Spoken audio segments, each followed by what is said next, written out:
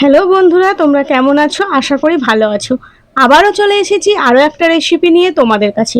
আজকে আমি রান্না করব বিউলির ডালের বড়ার ঝোল। তো বিউলির ডালের বড়ার ঝোল কিন্তু খেতে খুবই ভালো লাগে। এখানে আমি নিয়ে নিয়েছি 200 গ্রাম মতো বিউলির ডাল। বিউলির ডালটা সারা রাত্রি ভিজিয়ে রেখেছিলাম। এখন কিন্তু ডালটা খুব ভালো মতো ভিজে গেছে। এবার খুব ভালো করে 2-3 বার জল পাল্টে ধুয়ে আমি জলটা ঝরিয়ে নেব। এখানে একটা মিক্সির বাটি নিয়ে নিয়েছি। এবার আমি বিউলির ডালটা বেটে নেব। খুব ভালো করে আমি একদম জল ঝরিয়ে নিয়েছি শুকনো করে। এবার মিক্সির বাটির মধ্যে দিয়ে দিচ্ছি। খুব ভালো করে মিহি করে পেস্ট করে নিতে হবে বিউলির ডালটা। বিউলির ডালটা খুব ভালো করে মিহি করে পেস্ট করে নিয়েছি। এবার একটা বাটির মধ্যে ঢেলে নিয়েছি। এর মধ্যে দিয়ে দিলাম ছোট চামচের 1 চামচ মতো লবণ। আর দিয়ে দেব গোলমরিচের গুঁড়ো। এখানে আমি 1 চামচ মতো গোলমরিচের গুঁড়ো নিয়েছি আর 1 চামচ মতো হলুদ দিয়ে দিলাম। এবার খুব ভালো করে হাত দিয়ে ডালটা আমি ফেটে নেব। এখানে কিন্তু আমি 2 থেকে 3 মিনিট ধরে ফেটে নেব। ডাল যত ফাটা হবে বড়াও কিন্তু তত ভালোই হবে। ডালটা যে ভালো মতো ফেটে নেওয়া হয়ে গেছে সেটা কিভাবে বুঝবো?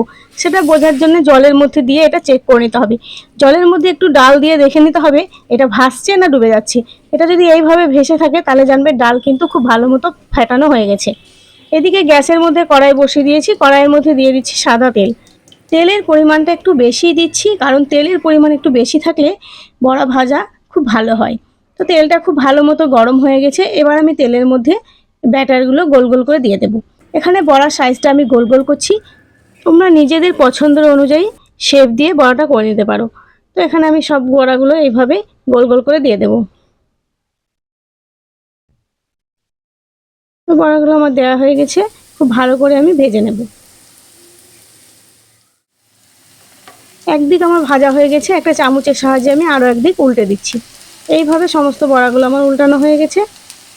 বড়ার এই পিঠ ওই পিঠ 2 পিঠই কিন্তু খুব ভালো করে নেড়েচেড়ে ভেজে নিয়েছি। এবার তেল ঝরিয়ে তুলে নেব।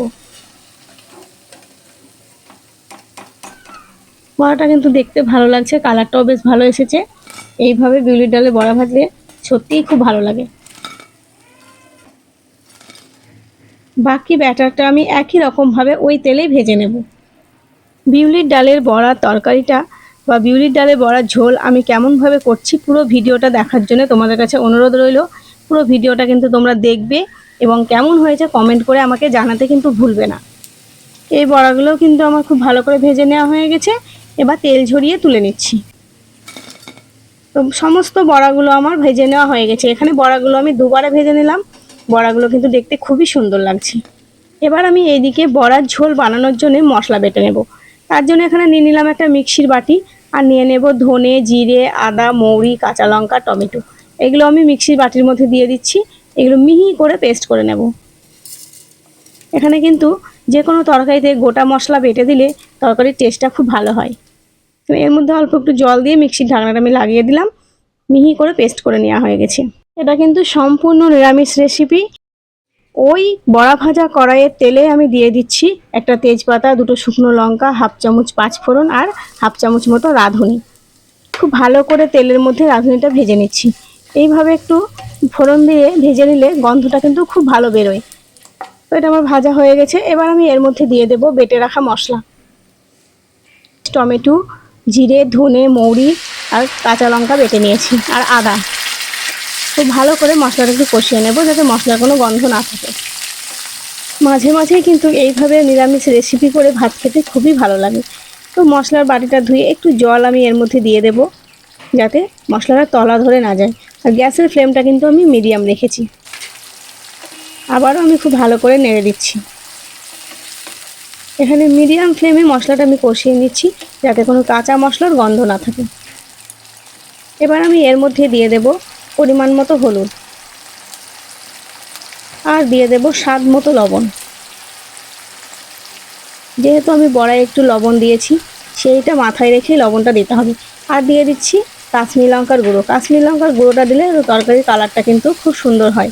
তো এবার আমি একই সঙ্গে ভালো করে এটা কষিয়ে নেব।